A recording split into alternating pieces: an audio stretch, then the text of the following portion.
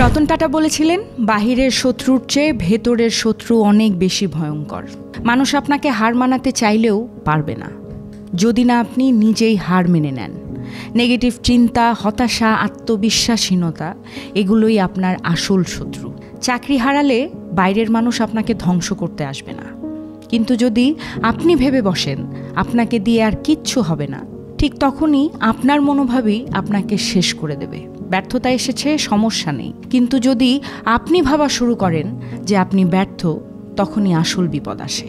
লোহা দেখতে শক্ত এবং আমরা অনুভবও করি যে লোহা শক্ত, কিন্তু মরীচিকা যখন ভেতর থেকে খেয়ে ফেলে তখন লোহা ভেঙে পড়ে। আপনি শক্তিশালী, কিন্তু নেগেটিভ মনোভাব যদি ভেতরে জায়গা করে নেয় তখন সব শেষ হয়ে যায়। তাই বলি, বাহিরের সমস্যা নিয়ে নয়, নিজের মনোভাব নিয়ে সাবধানে থাকুন, ইতিবাচক থাকুন, আত্মবিশ্বাসী থাকুন, কারণ আপনার সবচেয়ে বড় শত্রু বা বন্ধু আপনি নিজেই।